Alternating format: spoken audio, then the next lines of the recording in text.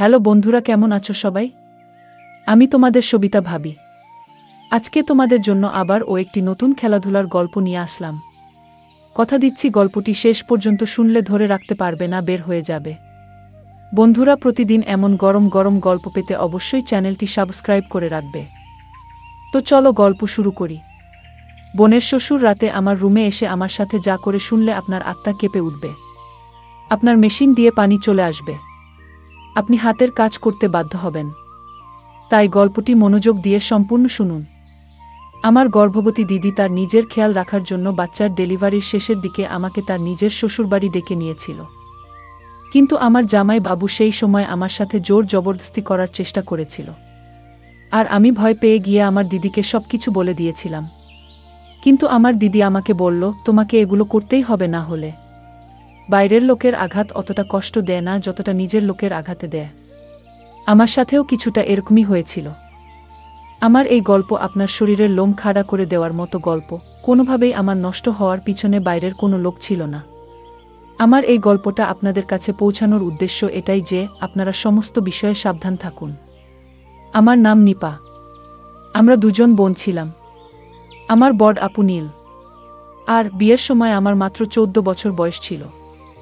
আমাদের দুই বোনের বয়সের মধ্যে খুব একটা তফাৎ ছিল না, কিন্তু আমার দিদি আমার একমাত্র বোন ছিল, আর এই জন্য তার বিয়ের সময় আমাকে দেখে খুব খারাপ অবস্থা হয়েছিল।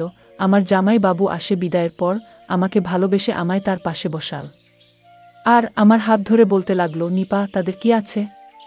শালি তো আদি ঘরওয়ালি হয়, তোমার যখন মন চাইবে আমাদের ঘরে চলে আসবে। জামাই বাবুর এ কথা শুনে আমি ভীষণ খুশি হয়ে গেলাম। দিদি বিয়ে করে অন্য শহরে চলে গেল।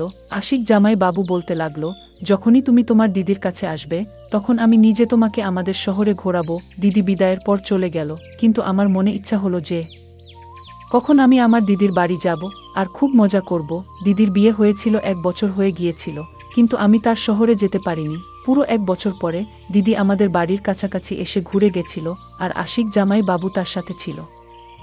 সে খুবই ভালো মানুষ এবং খুব ভালোবাসত আমাকে। যতদিন সে আমাদের বাড়িতে ছিল ততদিন আমার আগে পিছনে ঘুরতে থাকত, আমার খুব খেয়াল রাখত। সে আমার জন্য অনেক কিছু উপহার আনত।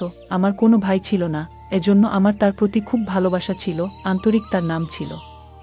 1 সপ্তাহ আমাদের সাথে কাটিয়ে দিদি আবার নিজের শ্বশুর বাড়ি চলে গেল। 1 মাস পরে আবার আপুর ফোন আসলো, কিন্তু দিদি ভীষণ চিন্তায় ছিল আর মাকে বলেছিল যে সে প্রেগন্যান্ট, আর এই অবস্থায় অন্য শহরে গিয়ে থাকতে পারবে না, কেননা তার ভীষণ বমি হচ্ছিল আর ডাক্তার তাকে আরাম করতে বলেছিল। এটা শুনে মা চিন্তায় পড়ে গেল। আমার দিদির মধ্যে তো যেন মনে হতো আমার মায়ের প্রাণ ছিল, এতটাই ভালোবাসত মা আপুকে। মা দিদিকে আমাদের ঘরে এসে যখন থাকতে বলল, তখন দিদি বলল, আশি তাকে একা ছেড়ে থাকতে পারবে না। যদি দিদি এখানে চলে আসতো তাহলে আশিক জামাই বাবু আর তার বাবার অনেক অসুবিধা হতো, আর এমনিতেও এটা তো 12 মাসের ব্যাপার নয়, পুরো 9 মাস বাকি। দিদির এই কথা শুনে মা বলল, তুমি চিন্তা করো না, আমি তাকে তোমার কাছে পাঠিয়ে দিচ্ছি, আর বোন গেলে তোমার মনও ভালো হয়ে যাবে, আর নিপা তোমার বাড়ির কাজকর্মেও তোমাকে সাহায্য করতে পারবে। মায়ের এই কথা শুনে দিদি খুব খুশি হয়ে গেল আর বলল, নিপাকে একা পাঠাতে হবে না, আমি আশিককে বলে দিচ্ছি। আমি তো কবে থেকেই সুযোগের অপেক্ষায় ছিলাম, আর কতবার প্রার্থনা করেছিলাম ওখানে যাওয়ার জন্য, আর এই জন্য সঙ্গে সঙ্গে আমি খুশি হয়ে গেলাম। আর খুশিতে আমি নিজের জিনিসপত্র গুছিয়ে নিলাম। মাছি হওয়া একটা আলাদাই খুশি আমার মধ্যে ছিল। 2 দিন পরে জামাই বাবু আমাকে নিতে আসলো, আর আমি তার সাথে আমার বোনের কাছে অন্য শহরে চলে এলাম, দিদির শ্বশুর বাড়িতে। শুধুমাত্র আশিক জামাই বাবু আর তার শ্বশুর ছিল, এজন্য আমার সেখানে থাকতে কোনো অসুবিধা হয়নি। দিদির শ্বশুর বাড়িতে শাশুড়ি নন্দের কোনো ঝামেলা ছিল না। দিদি আমাকে দেখে ভীষণ খুশি হয়ে গেল। দিদি আগে থেকেই আমার জন্য আমার পছন্দের খাবার তৈরি করে রেখেছিল। আমার থাকার জন্য সামনে একটা ঘর আমাকে দিয়ে দিয়েছিল। দিদির শ্বশুরকে সালাম করতে আমি যখন তার ঘরে গেলাম, তখন তার অদ্ভুত কান দেখলাম সে বিছানায় পড়ে থাকা একজন অসুস্থ লোক, আর আমাকে দেখে অদ্ভুত কথা বলতে লাগল। দিদি আমার হাত ধরে তার শ্বশুরের ঘর থেকে আমাকে বাইরে নিয়ে আসলো আর বলতে লাগলো, তার শ্বশুর অনেক বছর ধরে অসুস্থ, এই জন্য মাঝে মধ্যে সে উল্টোপাল্টা কথা বলে ফেলে। তার ঘরে আর যেন আমি না যাই, আর আমার ওই ঘরে যাওয়ার কোনো দরকার নেই। তাও দিদি আমাকে বলে দিন, দিদির শ্বশুর দিদির বিয়েতেও আসেনি আমাদের বাড়ি। আশিক জামাই বাবু সম্বন্ধে আমার বাবার কোনো একটা বন্ধু দিদির সাথে করিয়েছিল। আমার দিদির শ্বশুরের সাথে আমার এই প্রথম দেখা হয়নি। আর সত্যিই তো এটাই ছিল যে আমি তার শ্বশুরের সাথে দেখা করে ভীষণভাবে ভয় পেয়ে গিয়েছিলাম। আমি দিদির ঘরে এসেছি 2 দিন হয়ে গেল, আমি আর তার শ্বশুরের ঘরে যাইনি। আশিক দুলাভাই আমার খুব খেয়াল রাখে, আর দিদির শরীর ভালো না থাকার জন্য দিদি বেশিরভাগ সময় বিছানায় শুয়ে কাটায়। সারা ঘর আমি সামলে নিয়েছিলাম, কিন্তু একদিন এমন কিছু হয়ে গেল যে আমার গায়ে কাটা দিয়ে উঠল। রাত্রিবেলা খাবার পর রান্নাঘর পরিষ্কার করে আমি যখন ঘরে এলাম, আমি ভাবলাম যে আমি স্নান করে আসি। গরম এত বেশি পড়েছে যে পুরো ঘেমে গিয়েছিলাম। আমি স্নান করার জন্য আমার ঘরের বাথরুমে ঢুকে গেলাম। কিছুক্ষণের মধ্যেই আমি যেন অনুভব করলাম যে কেউ আমাকে দেখছে। প্রথম আমার মনে হয়েছিল যে এটা আমার ভুল, কিন্তু হঠাৎ করে আমার নজর বাথরুমের জানালার কাছে যখন পড়ল, তখন আমি অবাক হয়ে গেলাম। ওখানে কোনো একটা ছায়া যেন আমার উপর নজর রেখেছিল। আমি দেখতে পেলাম, আর আমার বিশ্বাস হয়ে গেল যে কেউ লুকিয়ে লুকিয়ে আমাকে দেখছে। ব্যাপারটা আমি পুরো ঘাবড়ে গেলাম। আমি তাড়াতাড়ি জামা কাপড় পরে নিলাম আর দৌড়াতে বাইরে বেরিয়ে এলাম। দিদির ঘরে যখন গেলাম, তখন দিদি আর জামাই বাবু আরাম করে একসাথে বিছানায় শুয়েছিল। আমি তাড়াহুড়োতে তাদের ঘরের দরজায় টোকা দিতে ভুলে গিয়েছিলাম। এবার তাদের দুজনকে একসাথে দেখে আমি লজ্জা পেয়ে গেলাম। জামাই বাবু উঠে বসে পড়ল আর বলল, ভিতরে চলে এসে নিতা, দরজায় দাঁড়িয়ে কি করছো? আমি বুঝতে পারছিলাম না যে আমার কি করা উচিত। আমি তাকে কি করে বলতাম যে বাথরুমের জানালা দিয়ে কেউ আমাকে যেন দেখছিল। মনে হলো কোনো একটা ছায়া দেখতে পেলাম, যেন মনে হলো আমি এমনি বলে দিয়েছিলাম যে দিদির কাছে জিজ্ঞেস করতে এসেছি দিদি দুধ খাবে কিনা। দিদি বলল, তুমি আরাম করো, বাকি কাজটা শেষ করে দেবে। আমি দিদির ঘর থেকে বেরিয়ে যখন আমার ঘরে ঢুকেছিলাম, তখন দেখতে পেলাম দিদির শ্বশুর বারান্দা দিয়ে হেঁটে নিজের ঘরে যাচ্ছে। আমাকে ভীষণ অদ্ভুত চোখে এসে তাকাতে লাগলো আর বলতে লাগলো, তুমি খুব সুন্দরী, নিজের খেয়াল রেখ। কিন্তু এই কথা শুনে আমি রেগে গেলাম। ভাবতেও পারিনি যে সে আমাকে এই ধরনের কথা বলতে পারে। আমি ভয় পেয়ে গিয়ে আমার ঘরে চলে গেলাম। সারা রাত আমি জেগে রইলাম আর জেগে কাটিয়ে দিলাম এসব ভেবে যে দিদি তো বলেছিল যে তার শ্বশুর পুরোপুরি অসুস্থ আর সে ঘর থেকে বেরোতেও পারে না। তাহলে এত রাতে সে বারান্দায় কিভাবে গেল আর সে কি করছিল? ব্যাপারটা তো খুব অদ্ভুত, আমাকে খুব ভাবিয়ে তুলেছিল। বাথরুমের জানালার কাছে যেটা ছিল সেটা কি শুধুমাত্র আমার চিন্তা, নাকি সত্যি ওটা কি আমার চিন্তা ছিল? ওটা দিদির শ্বশুর ছিল না তো? এই প্রশ্নটা আমাকে পাগল করে দিচ্ছিল। পুরো রাত এমনি তাকিয়ে আমি কাটিয়ে দিলাম। তারপরের দিন সকালবেলা জামাই বাবু অফিস যাবার সময় বলে গেল, নিপা, আমি বিকালবেলা তাড়াতাড়ি চলে আসব আর তোমাকে শপিং এর জন্য বাজার করতে নিয়ে যাব, তুমি বিকালবেলা রেডি থেকো। এটা বলতে বলতে হঠাৎ সে আমার কাছে চলে আসলো আর আমার গালে হাত দিল আর অফিসে চলে গেল। দিদির পিছনেই দাঁড়িয়েছিল। দিদি বলল যে আশি তোমাকে ভীষণ ভালোবাসে, তোমার অনেক খেয়াল রাখে। তুমিও চেষ্টা করো ওর খেয়াল রাখার, কেননা আমি আশিকে খেয়াল রাখতে আজকাল খুব একটা পাই না, ও ভীষণ ক্লান্ত হয়ে যায়। দিদির এই কথা শুনে আমি বললাম, তুমি চিন্তা করো না, আমি আশির ভাইয়ের যথেষ্ট খেয়াল রাখব। বিকালবেলা আমি সেজে গুজে তৈরি হয়ে গেলাম। তারপর আশিরদা আমাকে শপিং করতে নিয়ে গেল। সে দিদির থেকে বেশি তো আমার জন্য শপিং করলো। আমি ভীষণ খুশি ছিলাম, কিন্তু আমি কি করে জানতাম যে আমার এই খুশি বেশ কিছুদিনের জন্য, মাত্র কয়েকদিনের জন্য মাত্র। সেই রাতে আমি ভীষণ ক্লান্ত হয়ে ঘুরে এলাম আর খাবার খেয়ে চলে গেলাম বিছানা আর শুয়ে ঘুমিয়ে পড়লাম। মাঝরাতে হঠাৎ করে কারেন্ট চলে গেল আর আমার গরম লাগতে চোখ খুলে গেল ঘুম থেকে। যেন এমন মনে হলো যে কেউ আমার বিছানা রয়েছে। ঘরের মধ্যে এত অন্ধকার ছিল যে আমি কিছু দেখতে পেলাম না। আর হঠাৎ করে যেন কেউ একজন আমার কাছে আসা শুরু করলো। আমার দম বন্ধ হতে থাকলো, আমি চেঁচাতেও পারিনি। কিন্তু যখন বুঝলাম যে আমার সাথে কিছু বাজে হতে চলেছে, আমি আমার সব শক্তি দিয়ে জোরে ধাক্কা দিলাম তাকে। সে আন্দাজ করতে পারেনি যে আমি তাকে এত জোরে ধাক্কা দেব। সে একদমই পিছনে সরে গেল আর পালিয়ে গেল আমার ঘর থেকে। আমি এখনো পর্যন্ত কিছু দেখতে পাচ্ছিলাম না, অন্ধকার অনেক বেশি ছিল। আমি দেয়াল ধরে ধরে দিদির ঘরে গেলাম। আমি গিয়ে দিদিকে যখন ডাকলাম, দিদি আমাকে বলতে লাগল, নিপু, তুমি চিন্তা করো না, আশিক লাইট ঠিক করতে গেছে। মাঝে মধ্যে আমাদের বাড়িতে কারেন্ট চলে যায়, আশিক তাড়াতাড়ি ঠিক করে দেবে। নিজের মোবাইল ফোনের টর্চ চালাল, আমার কাছে তো মোবাইলও ছিল না। আমি দিদির কাছে বসে কাঁদতে লাগলাম। একটু পরেই লাইট চলে এল। দিদি বলতে লাগল, তুমিও পাগল আছো, একটুখানি অন্ধকার দেখে ভয় পেয়ে গেলে? তাহলে আমার কি খেয়াল রাখবে তুমি? দিদির কথা শুনে আমি বললাম, ব্যাপারটা সেরকম নয়। আমার ঘরে কেউ একজন ছিল। আমার কথা শুনে দিদি জোরে জোরে হাসতে লাগল। বল যে আশিক আমার সাথে আমার ঘরে ছিল, আমার শ্বশুর ঘর থেকে বেরোতেই পারেন না, তুমি অন্ধকারের জন্য ভয় পেয়ে গেছো, কোনো ব্যাপার না। আমি জানি না আমি দিদিকে কিভাবে বিশ্বাস করব যে আমার ঘরে সত্যিই কেউ ছিল, কিন্তু সেটাকে ছিল।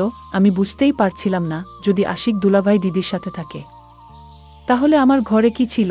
প্রথমে বাথরুমের জানালার কাছে কেউ একজন নজর রেখেছিল, আর এবার ঘরের মধ্যে কেউ একজন ছিল মনে হলো। আমি ভয় পেয়ে গেলাম।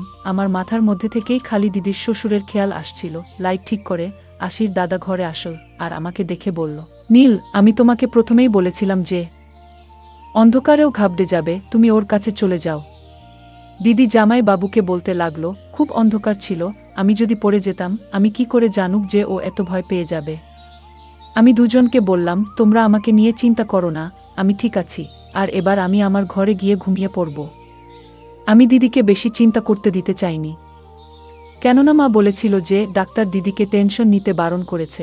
আমি ভয় পেতে পেতে নিজের ঘরে এলাম আর দরজা ভিতর থেকে লক করে বিছানায় শুয়ে পড়লাম। ঘুম তো আমার আসছিল না কিছুতেই। আমি ভাবছিলাম যে কোনো না কোনো বাহানা করে ঘরে চলে যাই। পুরোটাই আমার মিথ্যা সন্দেহ ছিল না, এই ব্যাপারটা আমার পুরো বিশ্বাস ছিল। কেউ আমায় একাকিত্বের সুযোগ নেওয়ার চেষ্টা করছিল। পরের দিন আসি দাদা কোনো একটা কাজের জন্য কিছুক্ষণের জন্য দুপুরবেলা অফিস থেকে ঘুরে আসলো। ওই সময় দিদি ওষুধ খেয়ে নিজের ঘরে গভীর ঘুমে ঘুমাচ্ছিল, আর আমি রান্নাঘরে খাবার তৈরি করছিলাম। আর আমাকে সে পেছন থেকে জড়িয়ে ধরেছিল। আমি তার থেকে এই ব্যবহার একেবারেই আশা করিনি। আমি ভয় পেয়ে নিজেকে তার থেকে ছাড়িয়ে নেওয়ার চেষ্টা করতে লাগলাম। আমার আওয়াজ যেন আমার গলার মধ্যে আটকে গেল, আর আমি কিছু বলতে পারলাম না। কিন্তু আশিক তো আমাকে ছাড়ার বদলে আরও জোরে জড়িয়ে ধরল আর বলতে লাগলো যে তুমি এত সুন্দরী, তোমার থেকে নজর ঈশ্বরে না। আমি অনেক চেষ্টা করে তার হাত থেকে নিজেকে ছাড়ালাম আর রান্নাঘর থেকে বাইরে পালিয়ে গেলাম দূরে। তখন আশিক আরও বলতে লাগলো যে তোমাকে স্নান করার সময়ও খুব সুন্দর লাগে, আর আমার মোবাইলে তোমার ভিডিও আছে। জামাই বাবুর এই কথাগুলো আমার জেমদম বন্ধ হয়ে আসছিল। আমি ভাবতেও পারিনি যে এই লোকটা এত নোংরা একটা লোক। আমি কাঁদতে কাঁদতে যখন জামাই বাবুর দিকে তাকালাম, তখন সে বলতে লাগলো, আমি তোমার সাথে শুধুমাত্র প্রেম ভালোবাসার কথা বলতে চাই। আর বলতে বলতে আমার দিকে এগিয়ে আসলো, আর আমি ঘরে চলে গেলাম এবং নিজেকে ভেতর থেকে লক করে দিলাম। কিন্তু আমি ভয়ে কাঁপতে লাগলাম। আমি আজ আমার জামাই বাবুর এমন রূপ দেখলাম যে এর আগে কখনো দেখিনি। আমি তো তাকে দাদা ভেবেছিলাম, কিন্তু সে তো আমার মান ইচ্ছের বিরুদ্ধে গিয়ে আমার শত্রু বের হলো। জানি না কবে থেকে তার বাজে নজর আমার উপর পড়েছে, আমি খেয়াল পর্যন্ত করিনি। আশিদা কিছুক্ষণের জন্য অফিস থেকে ঘরে এসেছিল, আর তাই সে আবার চলেও গেল অফিসে। আর আমি ঠিক করে নিয়েছিলাম যে আমি আর এক মুহূর্ত এখানে থাকব না। বিকেলবেলা যখন দিদি নিজের ঘর থেকে উঠে আমার কাছে আসলো, তখন কেঁদে কেঁদে আমার পুরো চোখ ফুলে গিয়েছিল। সে বিরক্ত হয়ে জিজ্ঞেস করতে লাগলো, কি হয়েছে, কি ব্যাপারে তুমি এত কাঁদছ? আমি দিদির কাছে সত্যিটা লুকিয়েছিলাম, কেননা ওনার অবস্থা এমন ছিল না যে আমি জামাই বাবুর ব্যাপারে এত বড় কথা বলবো। আমি কাঁদতে কাঁদতে বললাম, খুব মা, বাবার কথা মনে পড়ছে, আমি বাড়ি যেতে চাই। কথাটা শুনে দিদি আমাকে জড়িয়ে ধরে বলল, মাত্র এইটুকু ব্যাপার, তার জন্য তুমি কেঁদে কেঁদে তোমার চোখ ফুলিয়ে দিয়েছ? তুমি চিন্তা করো না, আমি আশিককে বলব যে তোমাকে বাড়িতে পৌঁছে দিতে। জামাই বাবুর সঙ্গে এক শহর থেকে অন্য শহরে যাবার কথা ভেবে আমার সারা গায়ে ভয়ে কাটা দিয়ে উঠল। আমি দিদিকে বললাম, বাবা আমাকে নিতে আসুক। দিদি বলল, ঠিক আছে, ভালো কথা, এই উসিলায় বাবার সাথে আমার দেখা হয়ে যাবে। আমি দিদির কথা শুনে খুশি হয়ে গেলাম। আর দিদি যে এমাত্র আমার কাছ থেকে উঠে নিজের ঘরে গেল, তখনই তার জোরে চালানোর আওয়াজ শুনতে পেলাম। আমি সঙ্গে সঙ্গে দিদির ঘরে গেলাম। আমি গিয়ে যা দেখলাম তা দেখে আমার হুঁশ উড়ে গেল। দিদি বিছানার পাশে পড়ে গিয়েছে আর নিজের পেট ধরে জোরে জোরে চেঁচাচ্ছে। আমি দিদিকে উঠিয়ে বিছানায় শোয়ালাম। অনেকক্ষণ তার কাছে বসে রইলাম। তার অবস্থা আমার ঠিক মনে হলো না। আমি দিদিকে বললাম, ডাক্তারের কাছে চল। কিন্তু দিদি বারণ করে দিল আর আমার হাত ধরে বলল, আমাকে ছেড়ে তুমি যেও না, এই অবস্থায় আমি একা থাকতে পারবো না। আজ তুমি ছিলে, আমাকেও তাহলে আমার খেয়াল রাখলে, কিন্তু তুমি যাবার পর যদি এরকম কিছু হয় তাহলে তো আমার বাচ্চা মরে যাবে। দিদির এই কথা শুনে আমি ভীষণ চিন্তায় পড়ে গেলাম। খানিকটা বাধ্য হয়ে আমি কিছুদিন থেকে যাওয়ার কথা ভাবলাম আর দিদিকে বললাম, তুমি একদম চিন্তা করো না, আমি তোমার সাথে আছি। আমার কথা শুনে দিদি খুব খুশি হলো আর আমাকে জড়িয়ে ধরল। জামাই বাবুও বাড়ি চলে এসেছিল। দিদি জামাই বাবুকে বলল, পড়ে যাওয়ার জন্য তার শরীর খুব খারাপ লাগছে, এটা শুনে জামাই বাবু বেশ চিন্তায় পড়ে গিয়েছে। দেখলাম সে আমায় বলল, নিজের দিদির জন্য জুস বানিয়ে নিয়ে এসো। আমি রান্নাঘরে গিয়ে সবার জন্য জুস বানাতে লাগলাম। আরও একবার আশি তার রান্নাঘরে চলে আসলো আর আমার সাথে জবরদস্তি করার চেষ্টা করল। আমি আশিক ডেকে ধাক্কা দিলাম আর রেগে গিয়ে বললাম, তোমার লজ্জা করে না? তোমার বউয়ের শরীর এত খারাপ আর তুমি নিজের তালিকার সাথে এরকম নোংরামো করছো? জামাই বাবুর উপর আমার কথার কোনো প্রভাব পড়ল না। সে আমার সাথে আবার জোর জবরদস্তি করতে লাগল। আমার চেঁচানোতে দিদি চলে আসলো। আমি এতটা ঘাবড়ে গিয়েছিলাম যে দিদির যে অবস্থা সেটা না ভেবে আমি তাকে জামাই বাবুর সমস্ত শক্তি বলে দিয়েছিলাম।